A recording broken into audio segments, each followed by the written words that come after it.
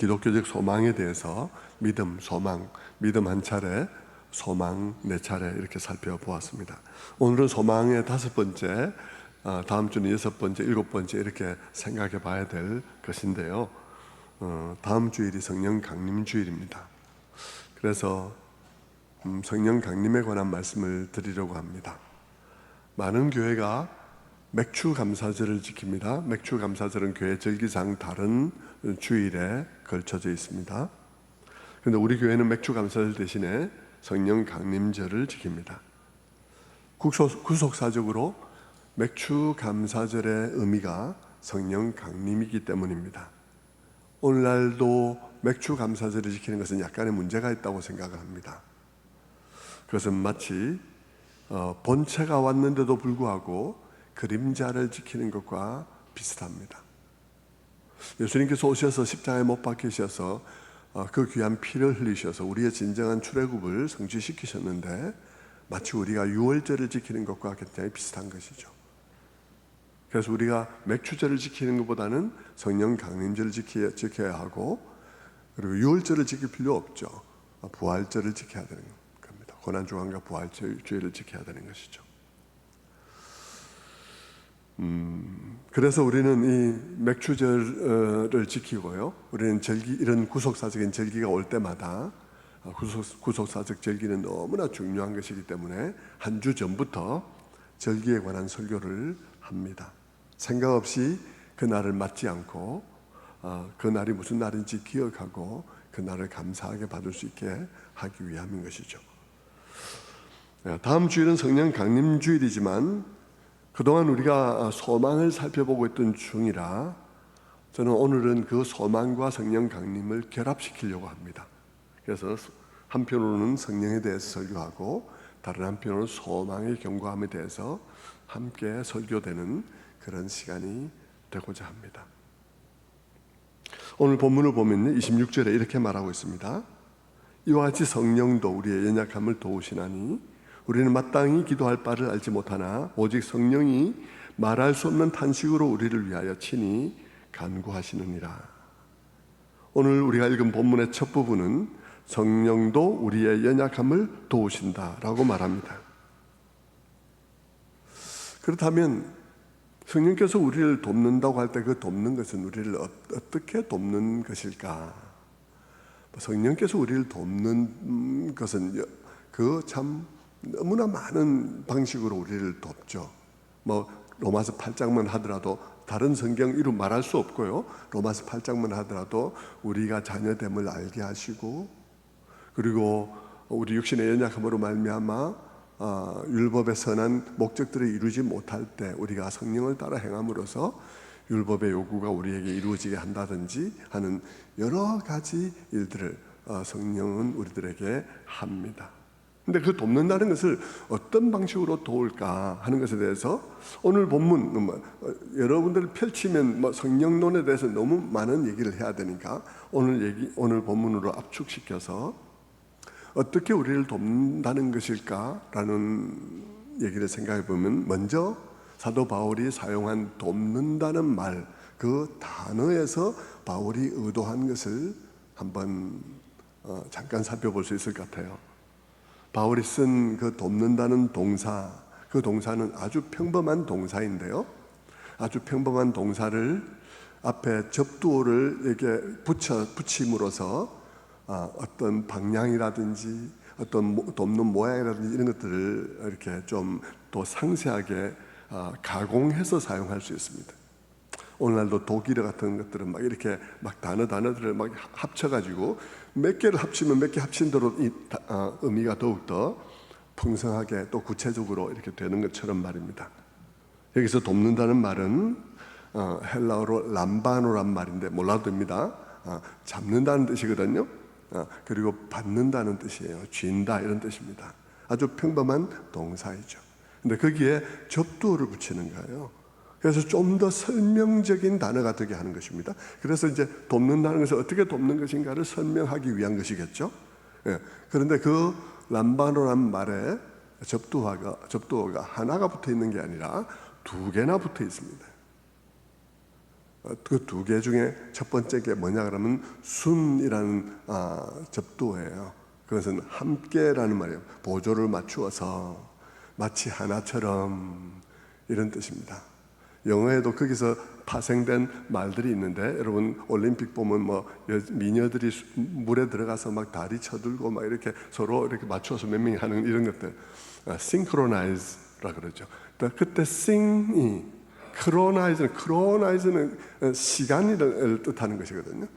sing은 함께 시간을 맞춘 거예요. 탁탁 동작을 맞추어서. 그때 sing이란 단어가 헬라의 순에서 유래된 것으로 봅니다. 또 하나 접두어가 붙어 있는데, 그 접두어가 무엇이 붙어 있냐 그러면 여러분도 아는 안티라는 단어가 붙어 있어요. 안티, 너무 안티하다 이러든지 반정부적이다, 안티 가버먼트라, 안티 이런 단어가 붙어 있어요. 그러니까 그 단어는 무엇에 반대하다 혹은 저쪽에서 이쪽을 향해서 이렇게 어떤 내가 이쪽으로 가려는데 저쪽에서 이쪽으로 온다든지 할 때 이런 방향을 표시하는 그런 의미죠.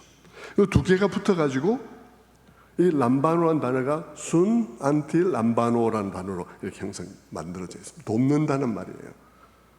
가만히 생각해 보는 것이죠. 돕는다고 말할 때 그렇게 말을 했다. 무슨 생각을 하고 있는 것일까? 성령께서 우리를 도울 때 힘들어요. 너무 힘들어요. 그래도 성령께서 오셔서 비켜 이러고는 그냥 내가 내 앞에 있는 이 문제를 성령께서 덥석 들고는 그냥 이렇게 하는 것이 아니고, 내가 해결해야 될 문제를 내가 해결을 하게 하는데 성령께서 안티, 저 반대쪽에 가서 내 쪽을 보고 이렇게 순, 동시에 나와 함께 람바노 붙잡고. 감이 잡히나요? 성령께서 우리를 어떻게 도우신다고 지금 말하고 있냐 하면, 비켜, 내가 할 거야 라고 우리를 이렇게 깔아뭉개지 않고 내가 해야 되는 것을 내가 하게 하되, 저쪽에 가서 나를 향해 서서 나와 반대 방향으로 서서 들어야 할 때 같이 들거나, 무엇을 이렇게 고정시켜야 될 때 이쪽으로 돌릴 때 저쪽으로 돌려서 이렇게 맞게 하거나, 여러분 뭐 이불 빨래할 때 남편 보고 와서 저쪽 잡아달라고 해서 내가 이쪽으로 비틀면 저쪽으로 비틀고 이렇게 해서 물 짜듯이 말입니다. 그렇게 성령께서 우리들이 할 일을 그냥 뭐 제쳐놓고 우리가 그냥 당신이 해버리는 것이 아니라, 우리가 하는 일을 우리가 함으로써 우리가 성장하고 우리가 해낼 수 있게 하되, 나의 반대편에 서서 나와 반대로 또 같이 들거나 또 같이 비틀어주거나 붙잡아주거나 뭐 이렇게 하심으로써 우리를 돕는다 하는 얘기를 바울이 지금 하고 있는 것이죠. 그래야 우리도 성장하고 우리도 자라기 때문이죠.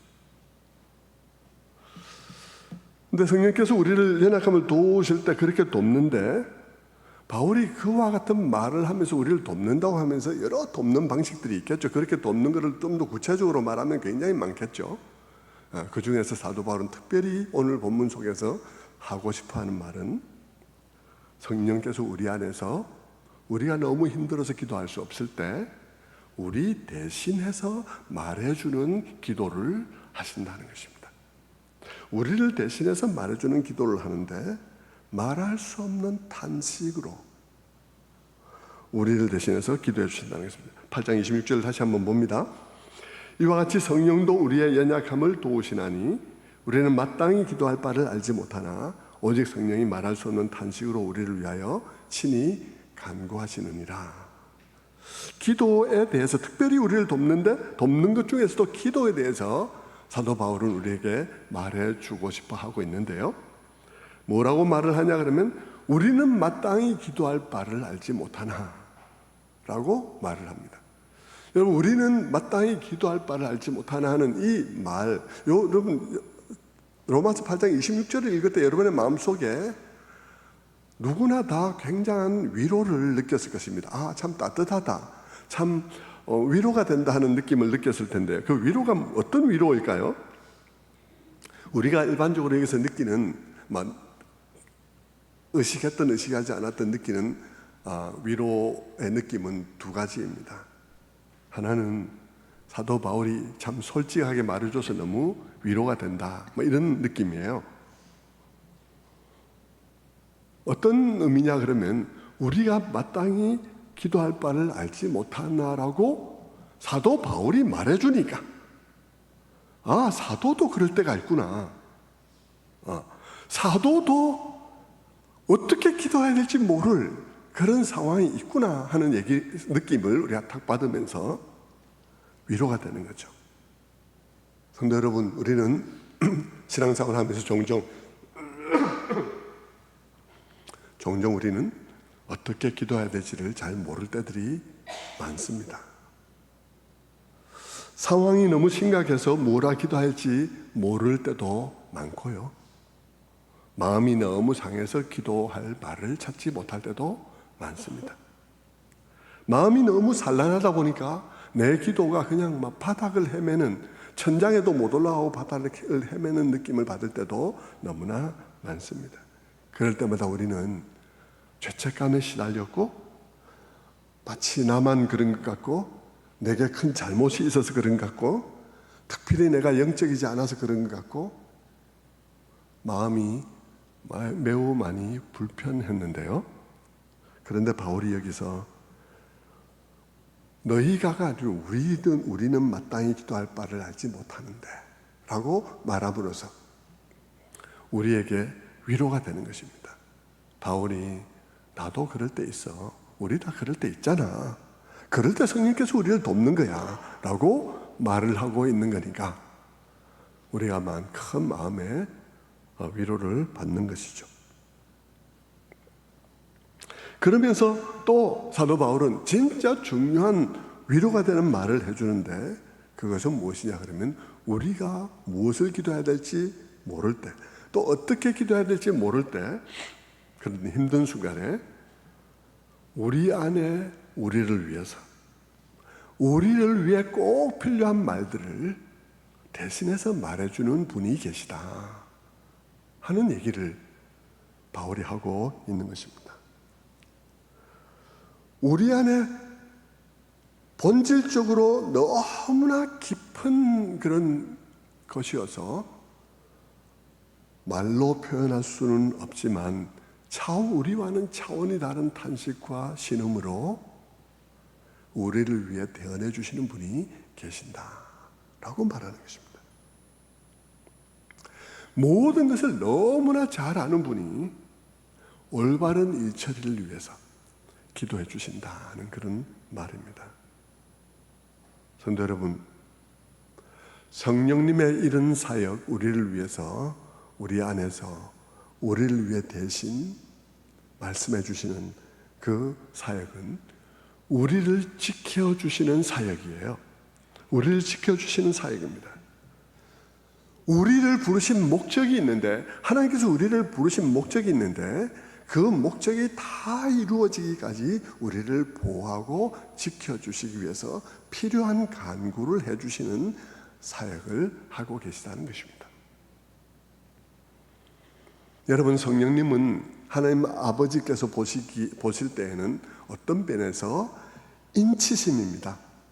어떤 사람 안에 성령이 있다 하는 말은 그 사람이 내 것이라고 인을 친 것입니다. 내 것에 대한 표시를 한 것이죠. 예수 그리스도를 진심으로 받아들인 사람들 속에 성령이 거하시는 그 성령은 하나님 보시기에는 저건 내 거야, 나에게 속한 것이야 라고 하는 것을 표시해 주는 인치심이죠.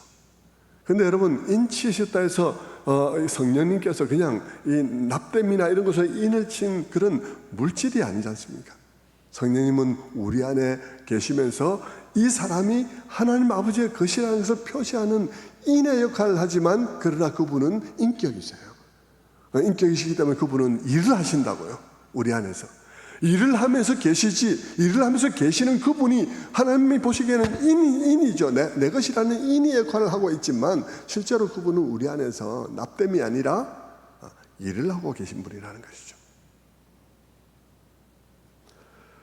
그분이 우리 안에서 일을 하실 때 하시는 역할 중에 중요한 하나가 우리를 지키고 보호하시는 거예요. 영적으로 지키고 보호한다는 말입니다. 지키고 보호한다는 말이 무슨 말이냐? 그냥 뭐 우리가 병 안 걸리게 한다든지, 우리가 뭐 다치지 않게 한다든지, 뭐 뛰어내리는데도 뭐 아무 뜻도 않게 한다, 이런 뜻 아닙니다. 예수님도 그렇게는 안 했어요. 뛰어내리는 거 안 뛰어내리십니다. 그런 뜻 아니고요. 보호하고 지키신다는 것은 우리를 부르실 때 작정한 그것이 다 이루어질 때까지 우리를 지키신다는 것입니다. 우리를 부르실 때 이미 작정하신 것이 있는데 그 작정하신 것을 다 이루실 때까지 지키시고 보호하신다는 것입니다.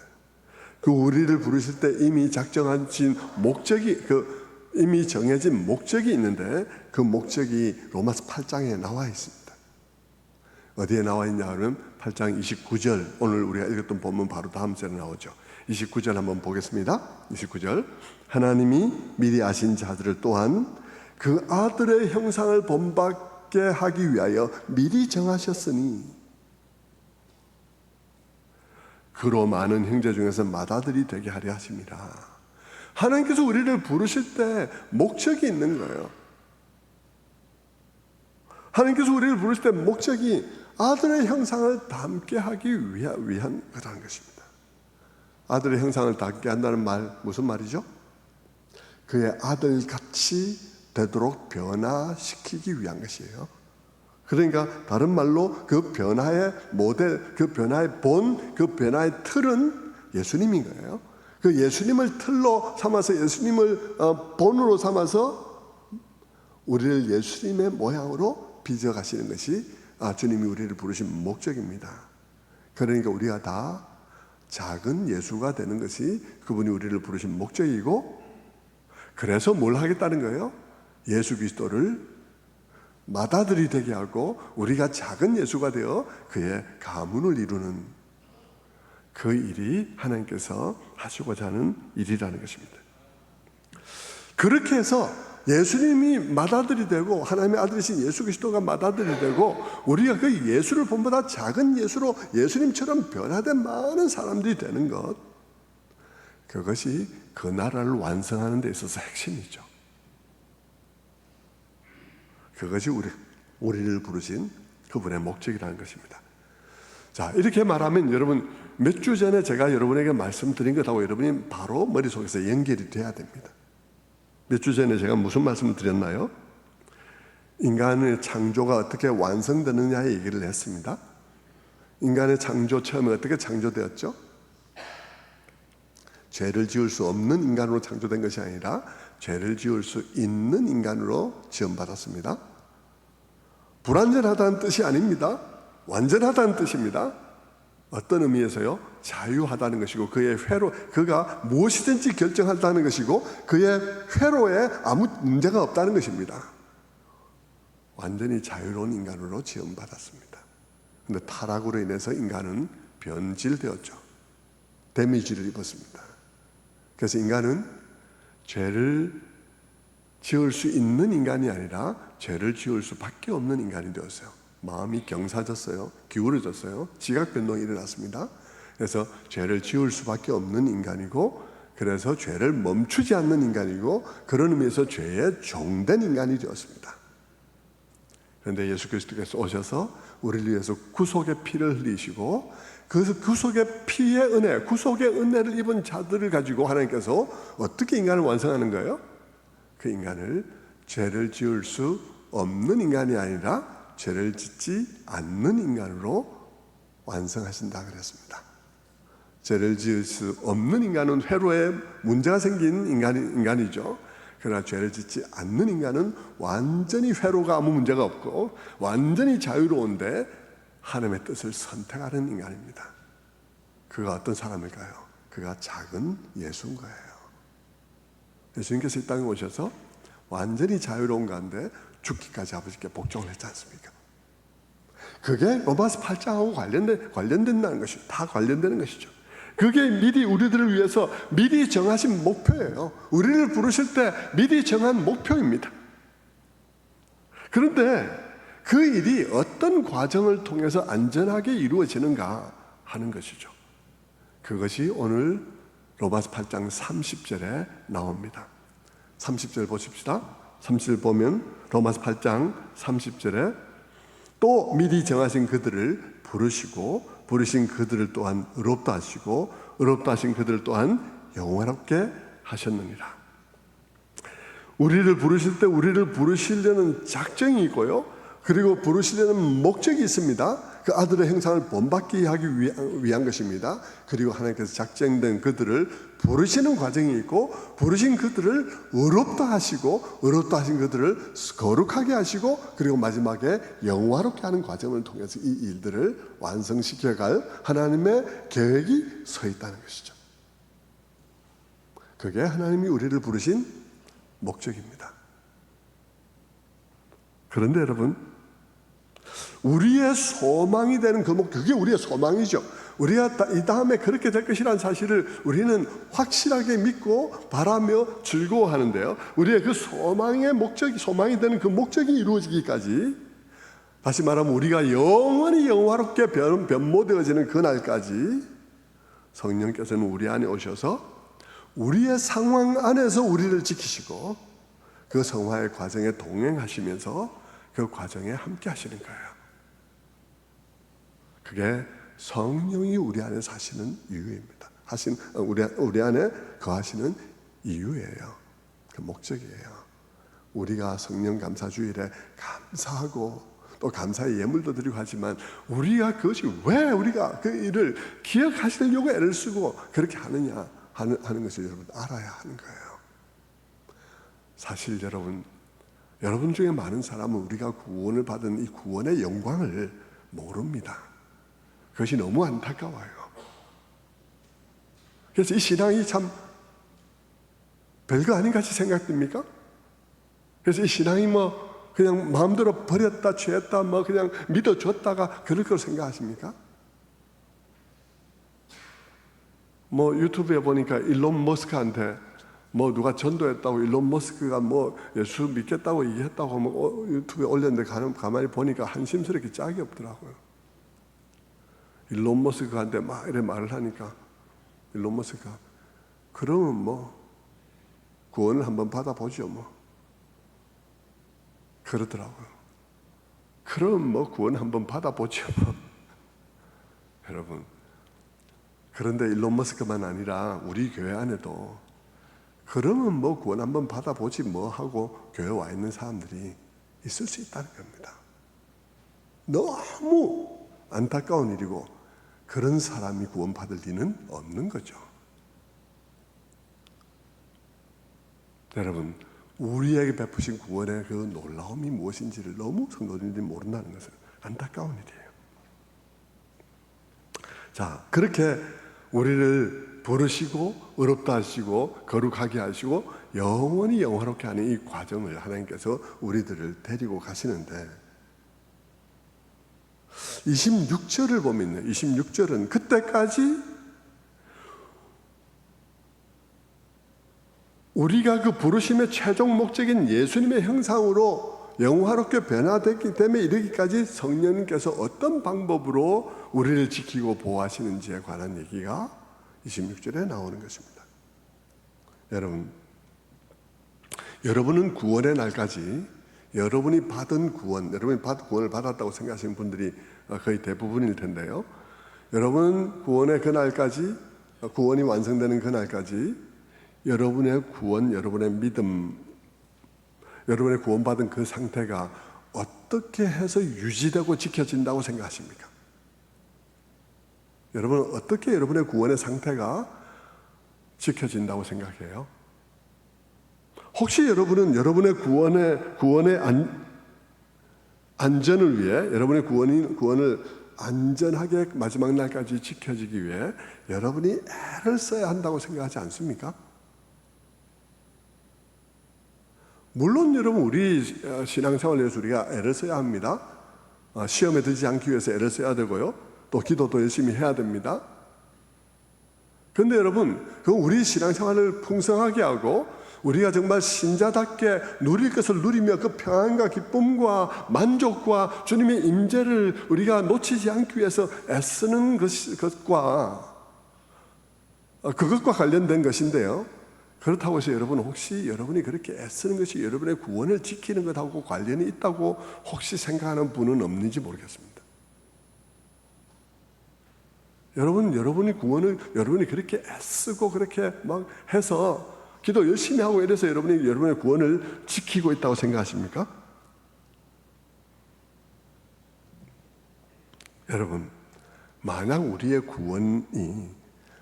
구원의 마지막 날까지 우리의 구원의 안전함을 위해서 우리가 무언가를 해야 하는 것이라면, 그게 우리 구원의 진실이라면 우리는 반드시 구원을 이룰 것입니다.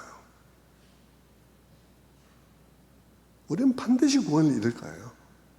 여러분이 여러분의 구원을 위해서 여러분이 여러분의 구원을 지켜야 하는 것이라면 여러분은 반드시 구원을 잃고야 말 것입니다. 아무도 구원을 끝내받지는 못할 거예요.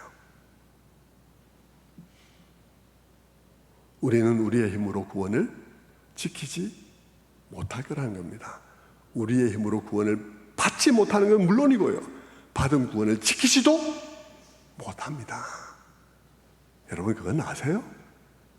우리가 그 구원을 지킬 수 없다는 거 아세요? 우리는 우리의 구원을 지킬 수도 없어요.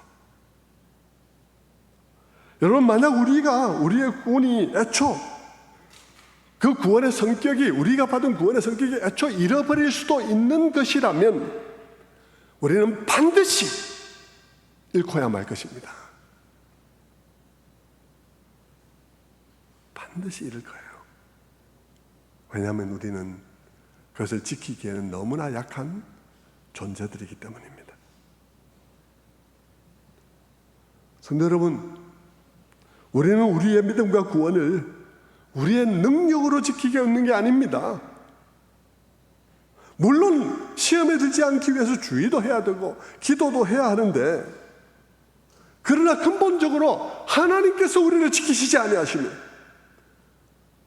나의 구원과 믿음을 지키려는 나의 노력은 아무 소용이 없는 거예요. 아무 소용이 없습니다. 여러분은 누가복음 22장에 나오는 베드로의 이야기를 아실 거예요. 어느 날 예수님께서 베드로에게 말했습니다. 누가복음 22장 31절 32절에 이렇게 말합니다. 시몬아 시몬아, 보라, 사단이 너를 밀가부르듯 하려고 너를 요구하였으나 그러나 내가 너를 위하여 내 믿음이 떨어지지 않기를 기도하였느니 너는 돌이킨 후에 내 형제를 굳게 하라 라고 말했습니다. 그 말을 듣고 베드로가 기분이 상했어요. 그래서 기분이 상해서 베드로가 한 말이 뭡니까? 22장 33절에 말합니다. 그가 말하되 주여, 내가 주와 함께 오게도 죽는 데에도 가기를 각오하였나이다. 베드로는 자기가 죽을 각오가 되어 있다고 말했습니다. 그에게는 자신감이 가득했어요. 그는 자신의 연약함의 깊이를 몰랐고 그가 곧 마주하게 될 악의 거대함에 대해서 몰랐습니다. 그는 자신의 믿음이 자신의 결심으로 지켜질 줄 알고 있었던 것이죠. 그러나 예수님께서 말씀하시죠. 네가 오늘 밤 닭이 울기 전에 나를 3번 부인할 것이다. 무슨 말입니까? 네가 네 믿음 못 지킨다는 말입니다. 네가 네 믿음 못 지킨다. 베드로, 네가 네 믿음 못 지켜. 그러면 여러분, 그 상황 속에서 무엇이 베드로의 믿음을 지키나요? 주님의 기도가 지킵니다. 주님이 지키십니다. 주님의 기도가 지키세요. 주님이 벌써 상황을 다 알고 계시고요, 그를 위해 기도하고 계십니다. 벌써 상황을 알고, 베드로를 알고 상황을 알고 그렇다면 여러분 생각해 보십시오. 베드로를 부르실 때 주님께서 목적이 있어서 불렀습니다. 그렇지 않습니까? 베드로를 부를 때 목적이 있어서 불렀죠. 나를 따르라, 내가 너를 사람을 낚는 어부가 되게 하리라 하면서 베드로를 목적을 가지고 불렀습니다. 그런데 베드로의 삶 속에 많은 일들이 일어나는데 그 베드로가 그 많은 사건들 속에서도 끝내 주님께서 부르신 그 목적하신 자리에 가게 되는 것, 그건 누가 하나요? 베드로가 하나요? 베드로의 결심이 하나요? 베드로가 그 지점까지 가는 건가요? 아닙니다. 못 가요, 베드로. 못 갑니다. 어떻게 해서 그는 그 지점까지 갑니까? 예수님이 하기 때문에 가는 거예요. 예수님이 기도하기 때문인 것입니다. 예수님이 그의 약함을 알고 그의 상황을 알고 그의 약함과 상황을 아는 기도를 예수님께서 드리기 때문에 그 기도가 그를 감싸고 있는 것이죠. 베드로를 지켜내었던 그 예수님의 기도, 그것은 지금도 하늘 보좌에서 우리를 위해서 기도하실 그 예수님의 대제사장적 기도의 모델이에요. 우리를 위해서 그렇게 기도하신다는 것을 보여주는 것이죠. 성도 여러분, 신자에게는 그 기도가, 우리 예수님께서 보좌 우편에서 우리를 위해서 기도하신다고 성경에 명확하게 기록되어 있는데 그 기도가 우리 신자의 삶에 평생 함께하는 거예요. 우리가 구원받은 이후에 하나님께서 우리를 구원하실 때 미리 정하신 그 구원의 목표, 그 영광의 자리까지 끝내 이르게 되는 이유는 주님이 우리를 위해서 기도하시기 때문입니다. 내가 여호와의 집에 영원히 거하리로다. 끝내 사망의 음침한 골짜기를 지나서 주님 집에 영원히 거하게 되는 것은 그분이 나의 모든 길을 아시고 나의 삶의 목자가 되시고 그분의 목자적인 기도가 있기 때문이에요. 그런데 여러분, 오늘 본문은 뭐라고 하나요? 오늘 본문은 우리들에게 그 기도가 다가 아니라는 것입니다. 그 기도가 다가 아니라고요. 우리를 지키는 것은 보좌 우편에서 우리를 위해서 기도하시는 주님의 기도가 다가 아니라는 거예요. 신자에게는 그를 지키는 두 번째 중보 기도가 있는데 그 기도가, 이번에 그 중보 기도는 하늘 보좌에서가 아니라 우리의 추한 우리의 속에 들어오셔서 우리를 위해서 기도하시는 성령님의 중보 기도라는 것입니다. 성령님이 우리 안에서 기도하시는 거예요.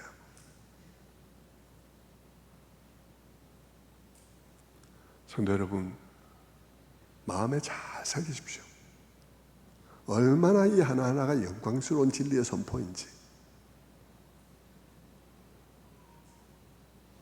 성도 여러분, 말할 수 없는 죄 가운데 죄가 죄인지도 모르고 살던 우리들, 죄의 종되었던 우리들이, 그래서 우리의 육신의 연약함으로 말미암아 각종 유혹에 말할 수 없이 취약한 우리가 구원을 받아서 마침내 구원의 목적인 그 영원히 영광스러운 상태까지 이르는 데에 얼마나 파워 있고 얼마나 세밀하고 치밀한 보호가 필요하겠습니까?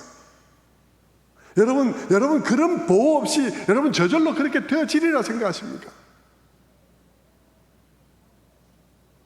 여러분, 우리는 그런 보호 없이 저절로 그 영광의 자리에 이를 수 없습니다.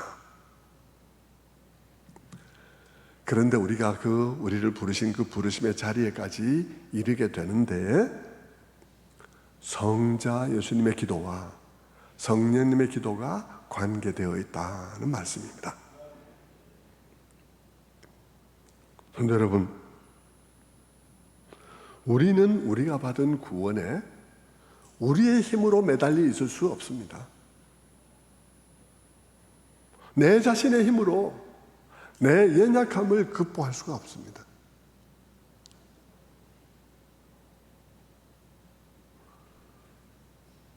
그래서 우리는 우리 힘으로 구원을 지키지도 못하는 거예요.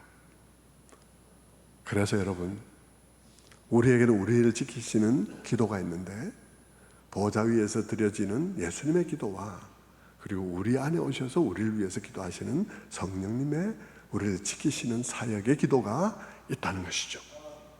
성령께서 우리의 연약함을 도우시나니, 그 성령님께서 우리의 연약함을 도우시는 중에 특별히 우리의 기도를 돕는 것입니다. 왜 우리의 기도를 도와야 될까요? 우리는 때때로 우리의 기도 중에 담대함을 잃어버립니다. 나의 연약함에 질려가지고요. 우리가 때때로 우리의 연약함을 보고, 나의 죄성을 보고, 나의 실패를 보고, 넘어진 데서 또 넘어지고 하는 것을 보면서 우리는 우리 기도하러 들어가서 우리의 연약함과 실패 밖에는 아무것도 보이지 않고, 내 마음속에는 내 마음 가득 너는 안 돼, 네 따위가 무슨 기도를 한다고 하는 소리가 우리의 마음속에 가득할 때가 있을 수 있습니다. 그때 우리가 너무나 눌려서 나의 지은 죄, 내가 저지른 잘못밖에는 못 보고 있을 때 성령께서 우리들의 기도에 찾아오셔서 붙잡아 주시는 것입니다. 그래서 말씀해 주시는 것이죠. 애야, 네 죄를 너무 오래 묵상하지 마. 대신에 십자가를 묵상해. 어째서 십자가가 놀라운 십자가인지, 그 십자가가 지금 너에게 뭐라 말하는지 너는 그 십자가를 묵상해 라고 말씀해 주는 것이죠. 때로는 우리는 기도할 때 두려움으로 인해서 앞으로 나아가지 못할 때도 있습니다. 그때 성령님께서는 우리들에게, 하나님이 네 아빠야, 자식은 잘하는 만큼만 자식이 아니야, 자식은 못할 때도 자식이야 라고 말하면서 우리를 하나님 아버지 앞으로 이끌어 주시는 것이죠. 그런데 여러분, 때때로 우리는 기도 중에요, 마땅히 빌 바를 알지 못할 때가 있습니다. 너무 엄청난 일을 당해서 혼비백산해서 기도할 생각을 못할 수도 있고, 혹은 기도의 자리로 나왔지만 뭐라 기도해야 될지 이 상황 속에서 갑자기 병든 가족을 두고 그럴 때도 있고, 엉킨 나의 삶을 두고 그럴 때도 있고, 뭐라 기도할지 모를 때 성령께서는 그때 우리의 연약함을 도우신다는 것이죠. 말할 수 없는 탄식으로 라고 그랬습니다. 말할 수 없는 탄식으로는 엄청난 탄식으로라는 의미 물론 있지만, 너무 깊은 것이어서, 너무 깊은 데서 나오는 탄식으로 기도하시는 것이죠. 성도 여러분, 성령님의 사역은 예수님의 사역하고 너무나 또 비슷해요.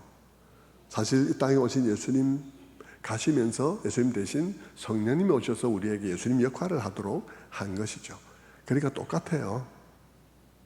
그런데 여러분, 성령께서 우리 안에서 말할 수 없는 탄식, 우리의 불안과 엄청난 그런 문제 속에서 우리가 뭐라 기도해야 될지 모르고 있을 때 성령께서 우리에게 오셔서 우리의 연약함을 도우시는 거예요.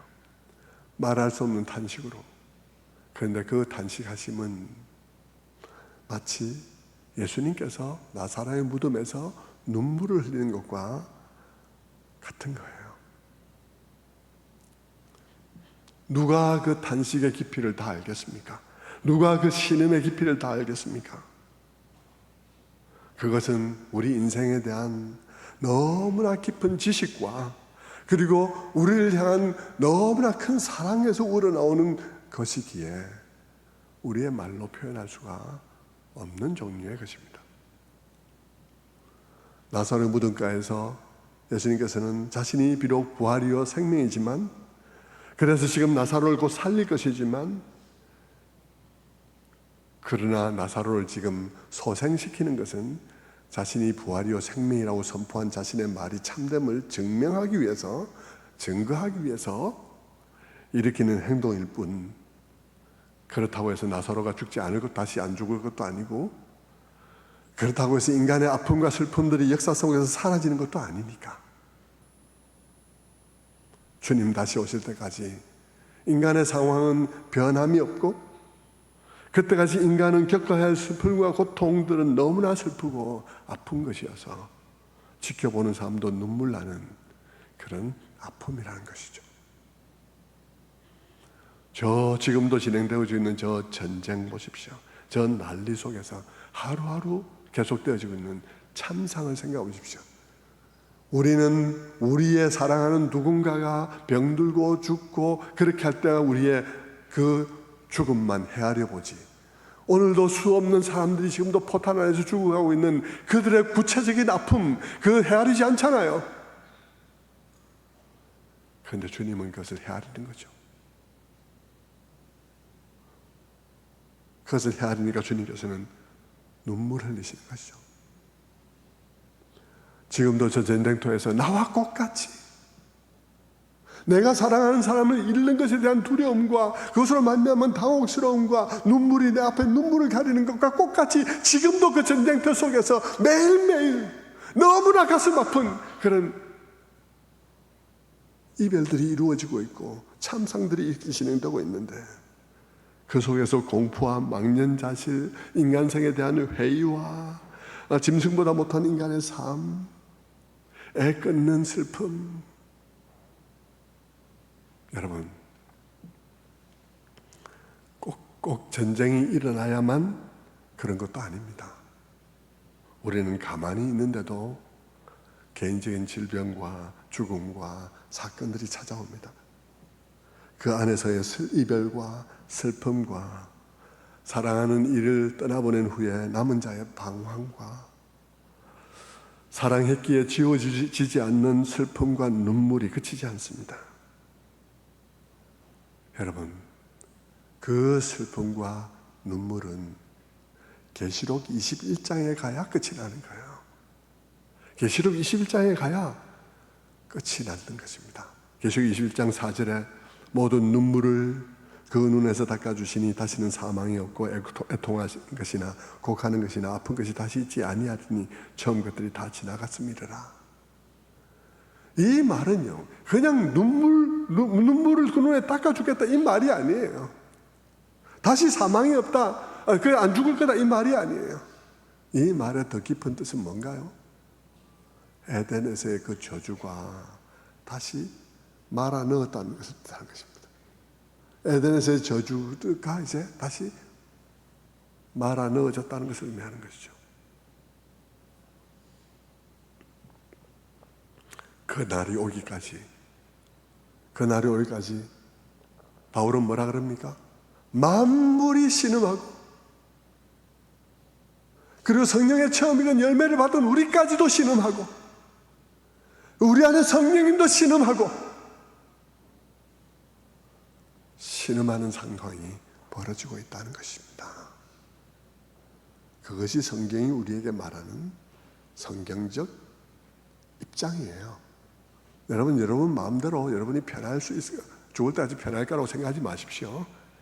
그건 여러분이 마음대로 생각하는 거고요. 성경은 이런 거예요. 우리의 삶은 그때까지는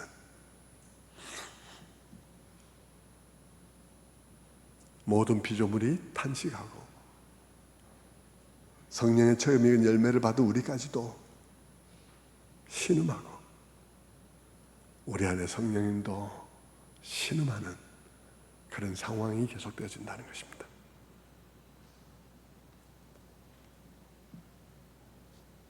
성령님은 그런 상황에서 살아가는 우리들 안에 오신 하나님이십니다. 그런 상황을 살아가는 우리 안에 오신 하나님이요. 그분도 주님과 같으신 하나님이세요. 그런데 예수님은 우리 곁에 오셨지만 그분은 우리 안에 오신 거예요.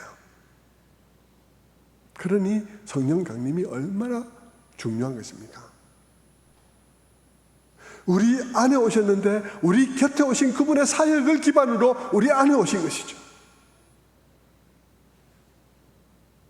그런데 여러분, 그분이 우리 곁에 계신 것이 아니라 우리 안에 계시니 우리의 상황과 우리의 연약함을 얼마나 더 잘 알겠습니까? 물론 개념적으로야 다 하나님이니까 다 압니다. 그러니까 우리를 개념적으로 아는 알미 아니라 그분이 우리를 아는 알면 얼마나 직접적이고 얼마나 실존적인 알미겠습니까?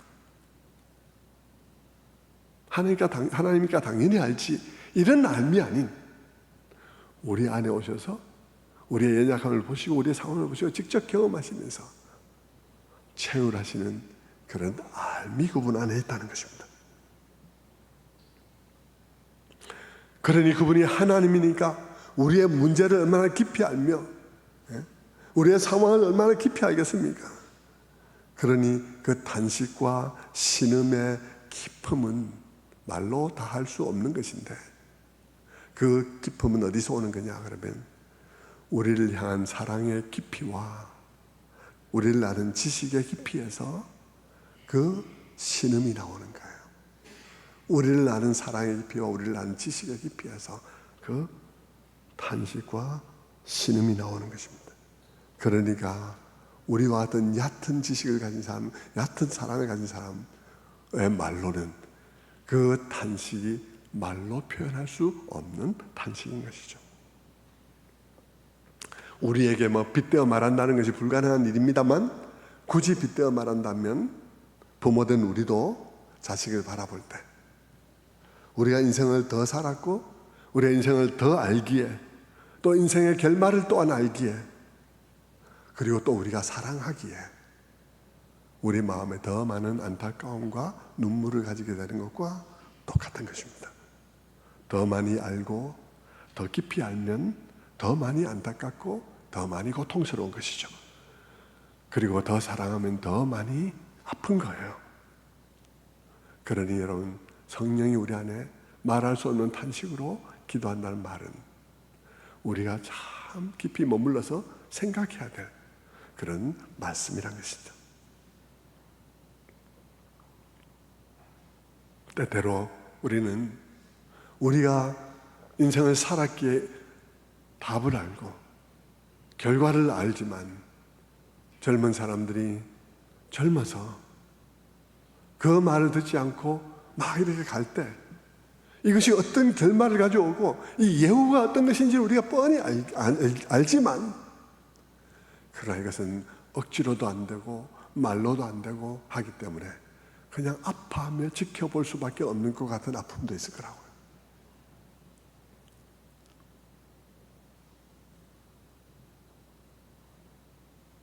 성령님은 그렇게 하시는 거예요. 근데 우리는 아무것도 할 수 없이 지켜보지만 성령님은 하나님이라는 것입니다. 그 점은 다른 거예요. 비유를 해도 약간의 비유만 될 뿐이지 똑같지는 않은 거죠. 그분이 우리를 깊이 아시니까, 우리를 아시는 분이 우리 안에까지 와 계시니까 우리를 알미 얼마나 깊겠느냐는 것이죠. 그런데 여러분, 그분이 우리를 아시고 우리를 사랑하시고 우리에 대해서 말할 수 없는 탄식으로 우리를 위해서 대신 말씀해 주시는데, 그런데 그 탄식과 신음은 그것으로 끝나는 게 아니에요. 그 탄식과 슬픔을 알아듣는 분이 계시다는 것입니다. 그 탄식과 슬픔을 알아듣는 분이 계세요. 그분은 이 성령님과 영원 전부터 교제하시던 분이십니다. 그분은 서로가 서로를 알아요. 고린도전서 2장 10절에 보면 성령은 하나님을 안다고 말하고 있습니다. 성령은 모든 것 곧 하나님의 깊은 것까지도 다 통달하시느니라. 사람의 일을 사람 속에 있는 영 외에 누가 알리요? 이와 같이 하나님의 일도 하나님의 영 외에 아무도 알지 못하느니라. 성령은 하나님의 일을 안다 그랬습니다. 로마서 8장 27절은 또 하나님은 성령을 안다고 그럽니다. 마음을 살피시는 이가 성령의 생각을 아시나니.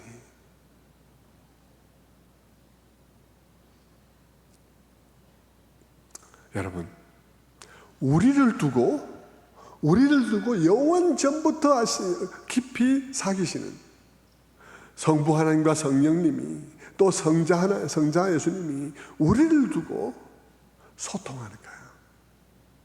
성자 하나님과 소통하고 성령 하나님과 소통하고, 성령님은 특히 우리 안에 계시면서 우리가 무엇을 어떻게 기도해야 될지 모를 때 그분이 아버지의 뜻을 아시니까 우리의 상황 속에 딱 자리하고는 아버지의 뜻에 가장 합당하게, 아버지의 뜻에 꼭 맞게, 그분의 목적에 꼭 맞게 우리를 위해서 대신 기도해 주신다는 것입니다. 여러분, 요즘은 전쟁을 그렇게 하지 않습니다만 옛날에 전쟁하는 거 보면 그렇지 않습니까? 폭격기 가서 폭격할 때 이제서 사람이 이렇게 정찰군 관측병들이 나와가지고 거기 가까운 데 있으면서 저기 어느 지점에 폭격하십시오, 어느 지점 폭격하십시오 하는 것처럼 말입니다. 그 현장 가까이 가서. 여러분, 성령님이 우리 안에 오셔서 우리의 상황 속에 오셔서 아버지 하나님의 뜻에 꼭 맞게, 그분의 목적에 맞게 우리를 위해서 대신 간구해 주시는 이런 일들을 하신다는 것이죠. 그런데 그분의 마음을 아시는 분이 계시다는 것이죠. 그 하나님께서 성령을 아시기에 그 하는 말들을 다 잘 접수하신다는 것입니다. 그래서 이 세 분이 하는 이 일을 통해서 이루어지는 게 뭡니까? 그것이 28절이에요. 그래서 이루어지는 일이 뭐냐? 28절입니다. 로마서 8장 28절, 우리가 알거니와 하나님을 사랑하는 자 곧 그 뜻대로 부르심을 입은 자들에게는 모든 것이 합력하여 선을 이루느니라. 모든 것이 합력하여 선을 이루느니라. 우리의 구원의 안전함은 여기에 있는 거예요. 모든 것이 합력해서 선을 이루는데 그 모든 것에 무엇이 포함되어 있느냐가 우리의 구원의 안전함과 관련되어 있는 거죠. 모든 것에 제외되는 것이 있다면 우리는 안전하지 않을 수 있는데, 모든 것 안에 모든 것이 들어간다면, 심지어 나쁜 일까지도, 심지어 우리의 범죄까지도 들어간다면 우리의 안전함은 정말 안전한 것이죠. 우리의 허물, 우리의 실패까지도 그분의 그 사랑 안에서, 그 세 분의 그 섭리하심 안에서 합력하여 선을 이룬다. 그 선이 뭐겠습니까? 선이란 게 뭐죠? 돈이 생긴다 이런 뜻에서 선입니까? 아니면 무슨 더 건강해진다는 의미에서 선입니까? 그런 의미 아니고요. 우리를 위한 원래의 목적을 이루는 일이 일어나게 된다는 것입니다. 영화롭게 되는 일, 변화되는 일들이 일어난다는 것이죠. 예수의 형상을 담게 빚어지는 일들이 일어나게 된다는 것입니다. 그 일에 우리에게 좋은 일뿐 아니라 우리에게 너무 피하고 싶은 일까지도 그 일을 이루는 데 사용되어진다는 것입니다. 성도 여러분, 신자의 구원은 이렇게 일어나고 이렇게 지켜집니다. 정말 놀라운 일 아니겠습니까? 이 놀라운 목적, 예수를 닮는 일, 정말 영원히 영광스럽게 변화되는 일, 이 일이 과연 이루어질까? 정말 좋은 말이긴 한데 그거 정말 이루어질까? 우리가 그것이 정말 이루어질 것으로 믿고 지금 즐거워하는 거 가능할까? 성경은 그것이 확실하다라고 말하는 것입니다. 성경을 들여다보라는 것입니다. 여러분이 저처럼 볼 수는 없다 할지라도 이렇게 보십시오. 제가 이렇게 여러분에게 쭉 이렇게 풀어드리니까 성경이 굉장하게 그 일을 치밀하게 말하고 있구나 알 수 있지 않나요?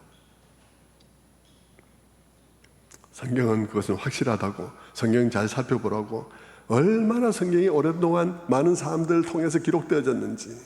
성경은 좋은 말 묵상집이 아니라는 것입니다. 성경은 역사로 기록되어졌다는 것입니다.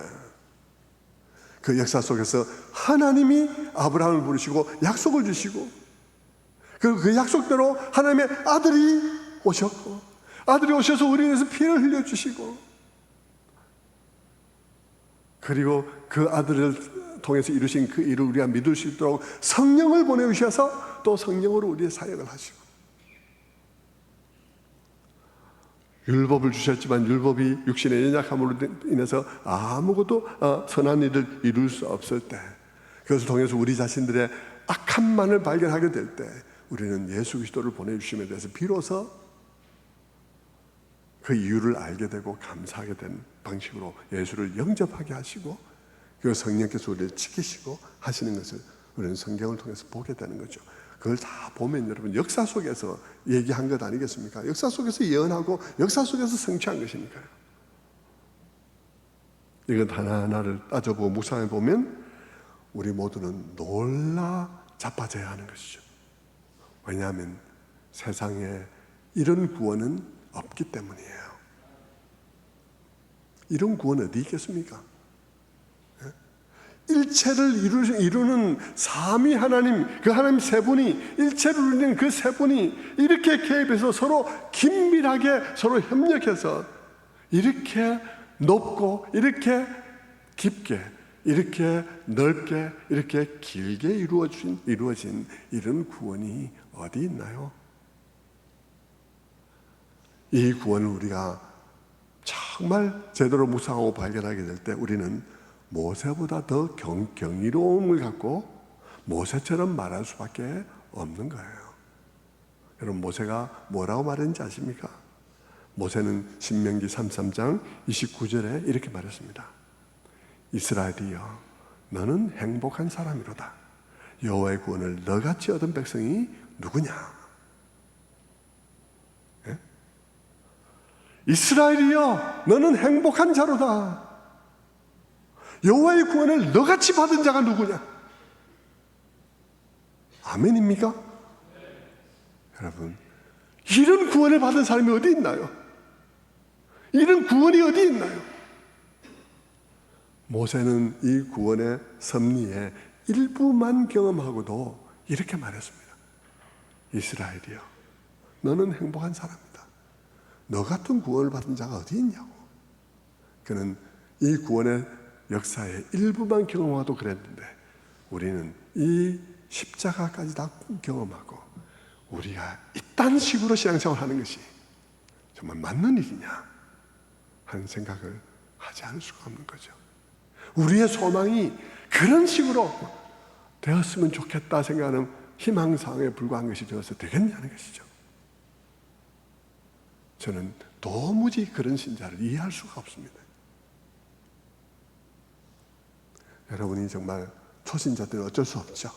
그러나 여러분이 20년 30 믿고도 지금까지 그런 미약한 믿음과 미약한 신앙을 그 소망을 가지고 살아가는 걸 이해할 수가 없습니다. 말씀을 맺습니다. 어떤 한 신학자의 말이 생각이 납니다. 그분은 이렇게 말했습니다. 성부 하나님께서는 두 팔을 가지고 우리를 품으신다. 한 팔은 성자이시고 한 팔은 성령이시다. 그분은 성자와 성령이라는 두 팔을 가지고 우리를 꼭 껴안으신다 라고 말했습니다. 저는 여러분의 마음 모두 심령마다 이 우리의 놀라운 구원에 감격하는 감격함이 꼭 일어나게 되기를 주님의 이름으로 축원합니다. 기도하겠습니다.